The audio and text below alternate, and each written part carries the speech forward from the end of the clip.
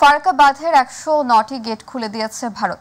বিহারের গঙ্গায় পানির স্তর অস্বাভাবিক বেড়ে যাওয়ায় পশ্চিমবঙ্গের মুর্শিদাবাদ জেলার ফারাক্কার এই গেটগুলো খুলে দেওয়া হয়েছে বলে নিশ্চিত করেছে ভারত সরকার। বিহার, ঝাড়খণ্ড সহ গঙ্গার উচ্চ অববাহিকায় ব্যাপক বৃষ্টি হয়েছে, যার ফলে বাড়ছে গঙ্গার পানির স্তর। ফারাক্কা ব্যারেজের আপস্ট্রিমে জল ধারণ ক্ষমতা ২৬.২৪ মিটার, বিপদসীমা ২২.২৫ মিটার এবং সতর্কতা সীমা ২১.২৫ মিটার। ইতিমধ্যে আপস্ট্রিমের ধারণ ক্ষমতা অতিক্রম করায় শনিবার থেকে খুলে দেওয়া হয়েছে অধিকাংশ গেট।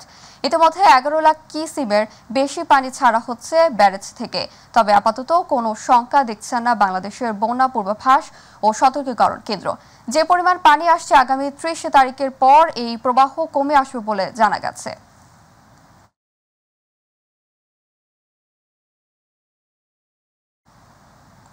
নোয়াখালী ও কুমিল্লা জেলায় বন্যা পরিস্থিতির আরও অবনতি হয়েছে। বাকি ৯ জেলার পরিস্থিতি রয়েছে উন্নতির দিকে। বন্যার পানিতে ডুবে মৃতের সংখ্যা দাঁড়িয়েছে ২৩। এছাড়া প্রত্যক্ষ ও পরোক্ষভাবে ক্ষতিগ্রস্ত হয়েছে ৫৭ লাখ মানুষ। নোয়াখালী জেলার প্রায় ২০ লাখ মানুষ পানিবন্দী হয়ে খাদ্য সংকটে মানবেতর জীবনযাপন করছে। নোয়াখালীর বেগমগঞ্জে পৃথক ঘটনায় বিদ্যুৎ স্পৃষ্টে হয়ে পল্লী বিদ্যুতের ২ লাইনম্যান মোহাম্মদ জাকির হোসেন ও মোহাম্মদ ইব্রাহিম এবং বেগমগঞ্জ টেক্সটাইল ভোকেশনাল ইনস্টিটিউটের ১০ম শ্রেণীর ছাত্র সাব্বির আহমেদ সহ ৩ জনের মৃত্যু হয়েছে। কুমিল্লার বন্যা পরিস্থিতির আরও অবনতি হয়েছে। জেলার ১৭টি উপজেলার মধ্যে ১৪টিতেই ভয়াবহ রূপ নিয়েছে বন্যা। ১৪ উপজেলার পানিবন্দী মানুষের সংখ্যা প্রায় ১০ লাখ। মানুষের প্রাণ বাঁচাতে ছুটছে আশ্রয় কেন্দ্রের খোঁজে, কিন্তু নৌকা সংকটে অনেককে উদ্ধার করা সম্ভব হচ্ছে না। ফেনীতে বন্যার পরিস্থিতি এখন উন্নতির দিকে, তবে অধিকাংশ আশ্রয় কেন্দ্রে এখনও মানুষ রয়েছে।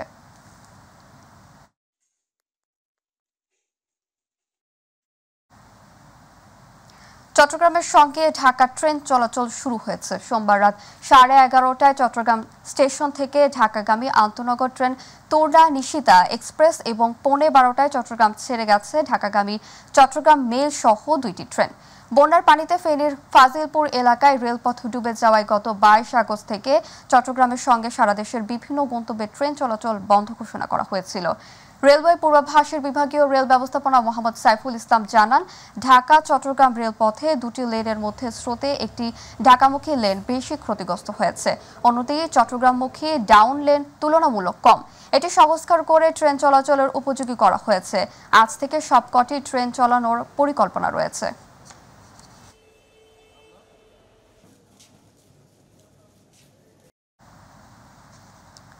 ভারতের প্রধানমন্ত্রী নরেন্দ্র মোদীর সঙ্গে যুক্তরাষ্ট্রের প্রেসিডেন্ট জো বাইডেনের টেলিফোন আলাপে অন্যান্য বিষয়ের সঙ্গে বাংলাদেশ পরিস্থিতিও আলোচনার কথা জানিয়েছে ভারতের পররাষ্ট্র মন্ত্রণালয়। সোমবার এক সংবাদ বিজ্ঞপ্তিতে তারা বলেছে, এদিন বাইডেনের টেলিফোন পেয়েছেন মোদী। দ্বিপাক্ষিক সম্পর্কের পাশাপাশি আঞ্চলিক ও বৈশ্বিক বিভিন্ন ইস্যুতে বিস্তারিত আলাপ করেছেন দুই নেতা।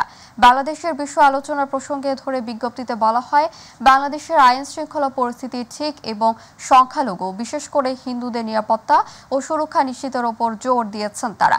নিজের এক্স হ্যান্ডেলে বাইডেনের সঙ্গে আলাপের বিষয়টি নিশ্চিত করেছেন মোদী। ফরিদপুরে দখল আর দূষণে অস্তিত্ব সংকটে বরিশাল খালটি। ময়লা আবর্জনা ফেলায় ভরাট হয়ে গেছে খালের ৮ কিলোমিটারের বেশি ভাগ অংশ। এতে বন্ধ পানি প্রবাহ, দুর্গন্ধে বাড়ছে রোগবালাই। ক্ষুব্ধ এলাকাবাসী। তবে খালটি পুনরায় খননের আশ্বাস পানি উন্নয়ন বোর্ডের। মাদারীপুর প্রতিনিধি মোহাম্মদ মাসুদুর রহমান সর্দারের পাঠানো তথ্য ও ছবি নিয়ে রিপোর্ট। দেখে মনে হতে পারে এ যেন কোনো এক ময়লার ভাগাড়, কিন্তু এটি মাদারীপুর শহরের ইটের পুল থেকে পাথুরিয়ার পার এলাকা জুড়ে বরিশাল খালের চিত্র। ব্যবসা বাণিজ্যের প্রয়োজনে শহর থেকে সরাসরি নৌপথে বরিশাল যাতায়াত করতে হতো স্থানীয়দের। এজন্য এটির নাম করা হয় বরিশাল খাল। কিন্তু ৮ কিলোমিটার দৈর্ঘ্যের খালটি দখল আর দূষণে ভরাট হয়ে গেছে বেশিরভাগ অংশ। ঐতিহ্যবাহী বরিশাল খাল বর্তমানে খুব খারাপ অবস্থা আছে। এটা যে হলো জর্জরিত জঙ্গল, ময়লা আবর্জনায় উস্তুপ হয়ে পড়ে আছে। খালটি এখন বিলুপ্ত, কারণ দখল, দূষণ আর পানি সংকটে এটার ঐতিহ্য হারাইছে। যাও আছে তাও আশপাশের লোকজন ময়লা আর আবর্জনা ফেলে ছড়াচ্ছেন দুর্গন্ধ, বাড়ছে রোগবালাই। কোথাও আবার বেড়িবাঁধ দিয়েও খালটির মুখ আটকে দেওয়া হয়েছে। এমন অবস্থায় চাষাবাদে দেখা দিয়েছে পানি সংকট। ময়লা পানি জমে দুর্গন্ধ হয়েছে এবং এর পাশ দিয়ে মানুষ হাঁটাচলা করতে পারে না, আপ ডাউন করতে হবে। এই নদী আর ওই নদী, তাহলে আমাদের এই খালটা সুন্দর হয়ে যাবে। খালটা যদি দ্রুত গতিতে যদি এটা খনন হয় তাহলে মানুষ ব্যবহার করতে পারবে। খালটির মালিকানা জেলা পরিষদের হলেও এ ব্যাপারে কথা বলতে রাজি নন কর্মকর্তারা।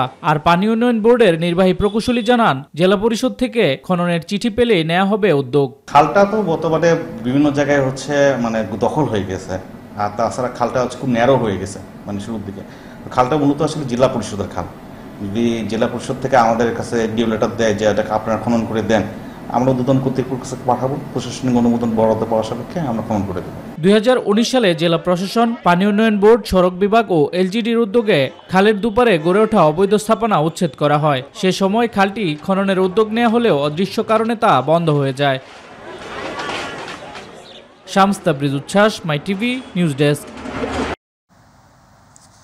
অন্যায়ের বিরুদ্ধে দ্রোহ, মানবতার প্রেম ও সাম্যবাদের চেতনায় দীপ্ত জাতীয় কবি কাজী নজরুল ইসলামের 48তম মৃত্যুবার্ষিকী আজ। 1383 বঙ্গাব্দের 12ই ভাদ্রে ঢাকার পিজি হাসপাতালে শেষ নিঃশ্বাস ত্যাগ করেছিলেন বাংলা সাহিত্য ও সঙ্গীতের অনন্য প্রতিভার এই কবি। কবি নজরুলের কবিতা, গান ও সাহিত্যকর্ম বাংলা সাহিত্যে নবজাগরণ সৃষ্টি করেছিল। তার কবিতা ও গান মানুষকে যুগে যুগে শোষণ, বঞ্চনা থেকে মুক্তির পথ দেখিয়ে চলেছে। আতিকুর রহমান তিতাসের রিপোর্ট।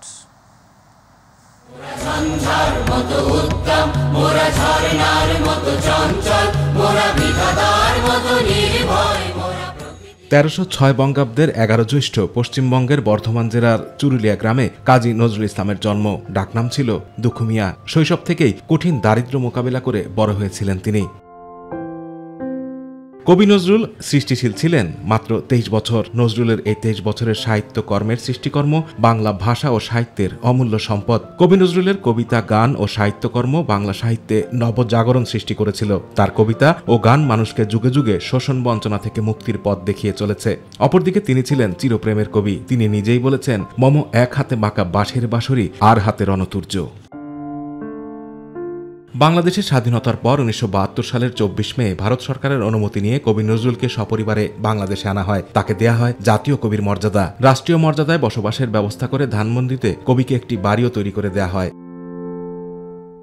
ঢাকা বিশ্ববিদ্যালয় 1974 সালে কবিকে সম্মানসূচক ডিলিট উপাধিতে ভূষিত করে। 1976 সালে বাংলাদেশ সরকার কবিকে বাংলাদেশের নাগরিকত্ব দেয়। একই বছরে 21 ফেব্রুয়ারি 21 পদকে ভূষিত করা হয় কবিকে।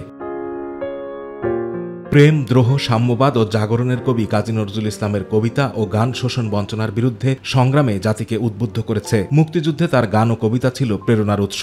নজরুলের কবিতা, গান ও সাহিত্যকর্ম বাংলা সাহিত্যে নবজাগরণ সৃষ্টি করেছিল। তিনি ছিলেন অসাম্প্রদায়িক চেতনার পথিকৃৎ। তার লেখনী জাতীয় জীবনে অসাম্প্রদায়িক চেতনার বিকাশে ব্যাপক ভূমিকা পালন করে। তার কবিতা ও গান মানুষকে যুগে যুগে শোষণ বঞ্চনা থেকে মুক্তির পথ দেখিয়ে চলেছে। নজরুল ছিলেন চিরপ্রেমের কবি। তিনি যৌবনের দূত। তিনি প্রেম নিয়েছিলেন, প্রেম চেয়েছিলেনও। তবে তিনি ছিলেন বিদ্রোহীও, কিন্তু তার প্রেমের রূপটিও প্রবাদ প্রতিম। 1976 সালের আজকের দিনে তৎকালীন পিজি হাসপাতালে শেষ নিঃশ্বাস ত্যাগ করেন জাতীয় কবি কাজী নজরুল ইসলাম। আতিকুর রহমান তিতাস, মাই টিভি। গ্রাম বাংলার খবর।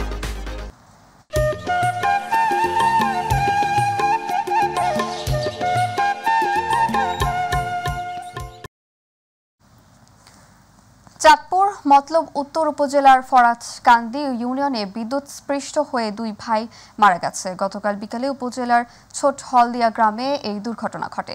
নিহত রুবেল ও রাজীব ওই এলাকার চানমিয়ার প্রধানের ছেলে। স্থানীয়রা জানান, ইটে মোটরের সাহায্যে পানি দেওয়ার সময় বিদ্যুৎ সঞ্চালনে তারে লেগে বিদ্যুৎস্পৃষ্ট হয়ে গুরুতর আহত হন রুবেল ও রাজীব। আহত অবস্থায় তাদেরকে মতলব দক্ষিণ উপজেলা স্বাস্থ্য কমপ্লেক্সে নিয়ে গেলে কর্তব্যরত চিকিৎসক তাদের মৃত ঘোষণা করেন।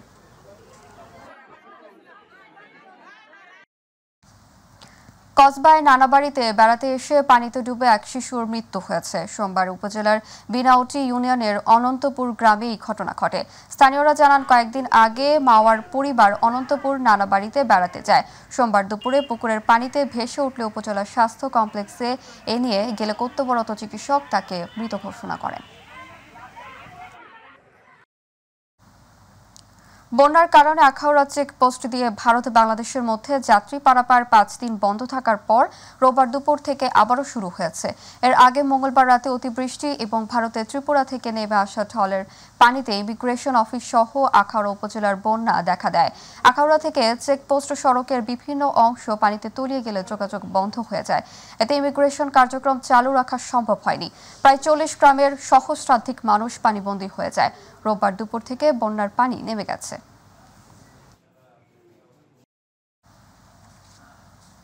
কুষ্টিয়ার মিরপুরের কুরসা ইউনিয়নের পুরাতন ভেদমারি গ্রামের অসহায় পরিবারের বাড়িঘর ভাঙচুর, লুটরাজ, অগ্নিসংযোগ, মারধর সহ অমানসিক নির্যাতনের প্রতিবাদে মানববন্ধন করেছে এলাকাবাসী।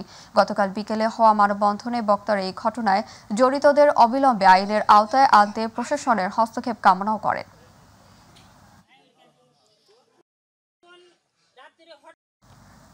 মাদারীপুরে কোটা সংস্কার আন্দোলনে নিহত রাজমিস্ত্রি তাওহিদ শান্নামাত হত্যার ঘটনায় মামলা হয়েছে। এতে সাবেক প্রধানমন্ত্রী শেখ হাসিনা, মাদারীপুরের সাবেক 4 এমপি সহ আওয়ামী লীগের নেতাকর্মীদের আসামি করা হয়েছে। রোববার রাত 12:30টার দিকে জেলা ছাত্র দলের সদস্য সচিব কামরুল হাসান বাদী হয়ে সদর মডেল থানায় এই মামলাটি করেন।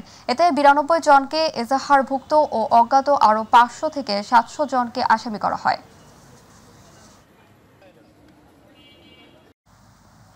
লক্ষ্মীপুরের রায়পুর উপজেলায় বিএনপির পক্ষ থেকে সনাতন ধর্মাবলম্বীদের পরমেশ ভগবান শ্রীকৃষ্ণের শুভ জন্মাষ্টমী উপলক্ষে বন্যা কবলিত হিন্দু সম্প্রদায়ের মানুষের মাঝে বিশুদ্ধ পানি ও শুকনো খাবার বিতরণ করেছে রায়পুর উপজেলার বিএনপির সহসভাপতি শফিকুর রহমান ভূঁইয়া।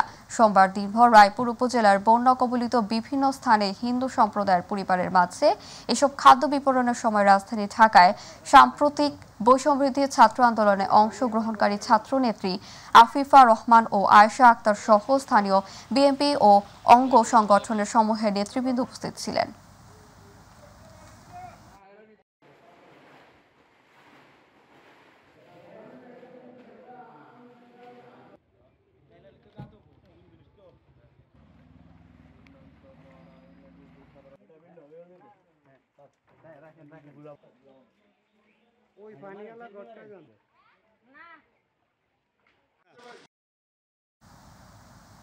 ফেনীতে বন্যায় গৃহবন্দী থাকা অবস্থায় অসুস্থ হয়ে পড়েন ডাক্তার আব্দুল মতিন। নেটওয়ার্ক ও বিদ্যুৎ না থাকায় চ্যালেঞ্জিং হয়ে দাঁড়ায় আব্দুল মতিনকে চট্টগ্রামে আনা।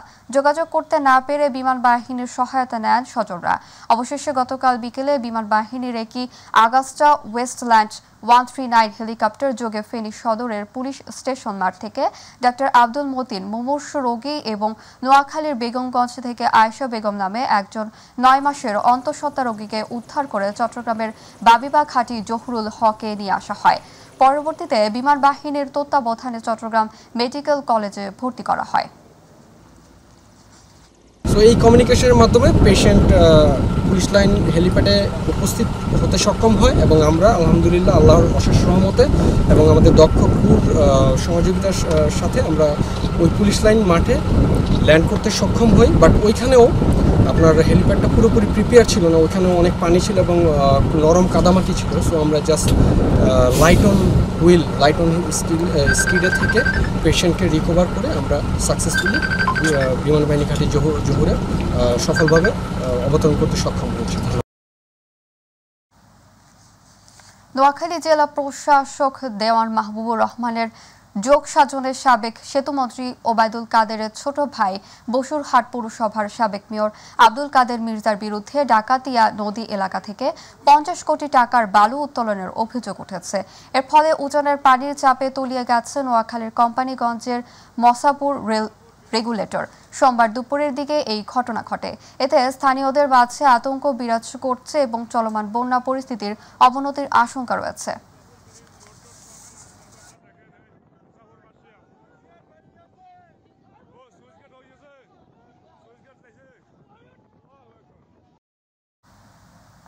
সম্প্রতি চলমান বন্যা পরিস্থিতি মোকাবিলার জন্য গত 22 আগস্ট থেকে বিমান বাহিনী ঘাঁটি জহুরুল হক চট্টগ্রাম এ দুর্যোগ ব্যবস্থাপনা সেল গঠন করা হয়।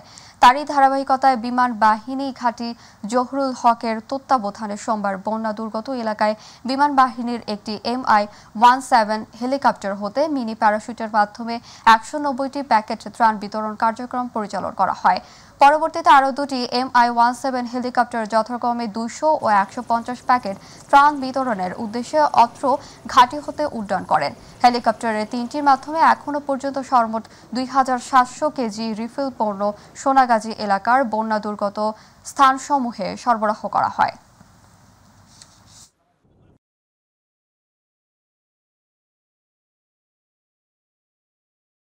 আমরা সোনাগাজী উত্তরের এলাকাগুলোতে আমরা বেশ কিছু লোকেশন পেয়েছি স্পেসিফিক, যেখানে আমরা জানি প্রায় 7,500 লোক মানে এখনও সমস্যার মধ্যে আছে।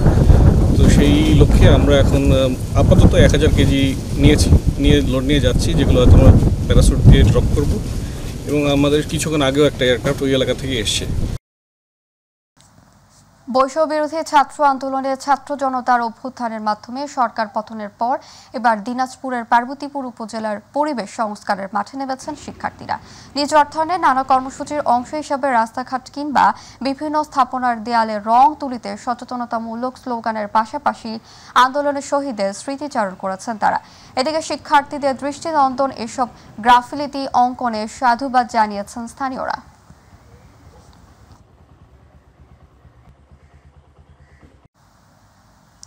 কুড়িগ্রামে নানা আয়োজনে সনাতন ধর্মাবলম্বীদের শ্রীকৃষ্ণের জন্মাষ্টমী পালিত হয়েছে। দিবসটি উপলক্ষে কুড়িগ্রাম বাজার কেন্দ্রীয় কালী মন্দির চত্বরে ধর্মীয় আচার অনুষ্ঠান ও আলোচনা সভা হয়।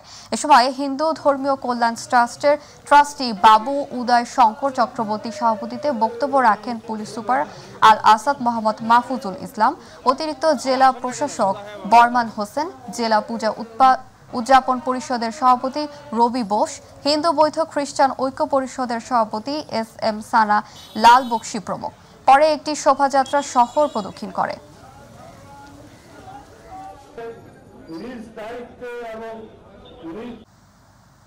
ভগবান শ্রীকৃষ্ণ জন্মাষ্টমী উপলক্ষে সার্বজনীন আখড়া মন্দির প্রাঙ্গণে আলোচনা সভা হয়েছে।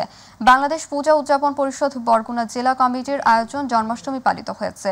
আলোচনা সভায় প্রধান অতিথি হিসেবে বক্তব্য রাখেন জেলা প্রশাসক রফিকুল ইসলাম। বিশেষ অতিথি ছিলেন অতিরিক্ত পুলিশ সুপার মোজাম্মেল হোসেন। এছাড়াও স্বাগত বক্তব্য রাখেন জেলা পূজা উদযাপন পরিষদ সদস্য সচিব জয়দেব রায়। অনুষ্ঠানে উপস্থিত ছিলেন বিভিন্ন সংঘ, মন্দির ও সনাতনী সংগঠনের সদস্যবৃন্দ।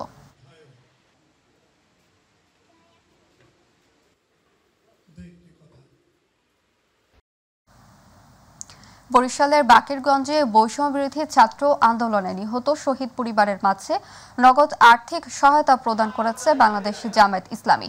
সোমবার সকালে উপজেলা পৌর অডিটোরিয়ামে বাংলাদেশ জামায়াত ইসলামী বাকেরগঞ্জ উপজেলা শাখার উদ্যোগে এ নগদ আর্থিক সহায়তা প্রদান করা হয়।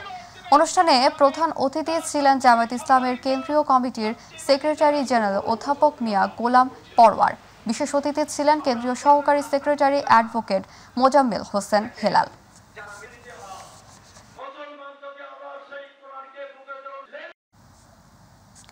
সরকার পতনে বৈষম্য বিরোধী ছাত্র আন্দোলনে বরিশালের মুলাদি, হিজলা ও মেহেন্দিগঞ্জের 8 শহীদ পরিবারের মাঝে 16 লাখ টাকা আর্থিক সহায়তা প্রদান করা হয়েছে। বাংলাদেশ জামায়াত ইসলামী মুলাদি উপজেলা শাখার উদ্যোগে শহীদ আলতাফ মাহমুদ অডিটোরিয়ামে হলরুমে উপজেলা জামায়াতের আমির মাওলানা আবু সালেহ সভাপতিত্বে উপস্থিত ছিলেন জামায়াত ইসলামীর কেন্দ্রীয় সেক্রেটারি জেনারেল অধ্যাপক মিয়া গোলাম পরওয়ার, সহকারী secretary general advocate Mozammel Hossain Helal, Barishal জেলা জামায়াত আমির মোহাম্মদ আব্দুল জব্বার, উপজেলা বিএনপির সাবেক সভাপতি মোহাম্মদ সত্তার খান, উপজেলা বিএনপির সদস্য সচিব কাজী কামাল সহ আরও অনেকে।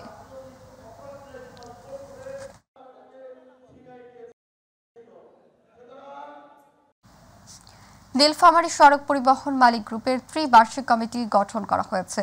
কমিটির সভাপতি নির্বাচিত হয়েছেন আবুল হাসানাত রাসেল ও সাধারণ সম্পাদক কাজী তরিকুল ইসলাম। সোমবার বিকেল 4:30টায় নীলফামারী জেলা শহরের হোটেলে 3 স্টার কনফারেন্সের হলরুমে নীলফামারী সড়ক পরিবহন মালিক গ্রুপের ত্রিবার্ষিক 13 সদস্য বিশিষ্ট কমিটি গঠন করা হয়। ত্রিবার্ষিক কমিটি গঠনের আলোচনা সভায় সড়ক পরিবহন মালিক গ্রুপের সকল সদস্য ও জাতীয়তাবাদী আইনজীবী ফোরামের সভাপতি আবু সোয়েব উপস্থিত ছিলেন।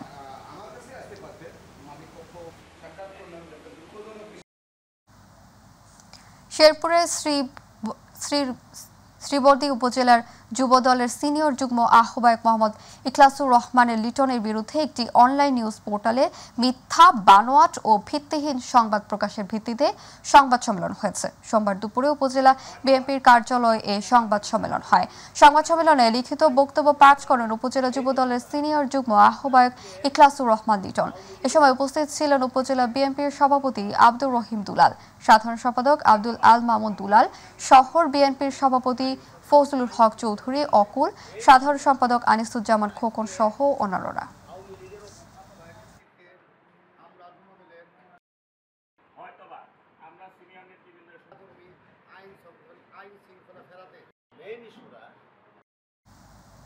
বরিশালের বাকেরগঞ্জে ছাত্র নেতার বাড়িতে দুর্ধর্ষ চুরির ঘটনা ঘটেছে।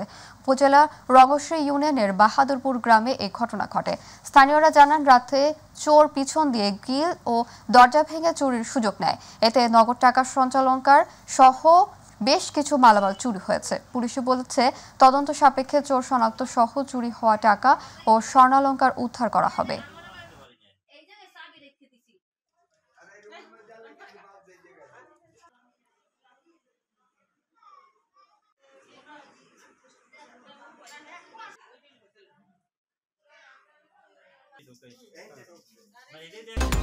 এতক্ষণ সঙ্গে থাকার জন্য ধন্যবাদ। এছাড়া ইউটিউবে মাইটিভি সংবাদ পেতে ভিজিট করুন youtube/mytvbd নিউজ এবং আমাদের অনুষ্ঠান দেখতে ভিজিট করুন youtube/mytv বাংলা ও facebook/mytv বাংলা। পরবর্তী সংবাদ দেখার আমন্ত্রণ জানিয়ে বিদায় নিচ্ছি। আল্লাহ হাফেজ।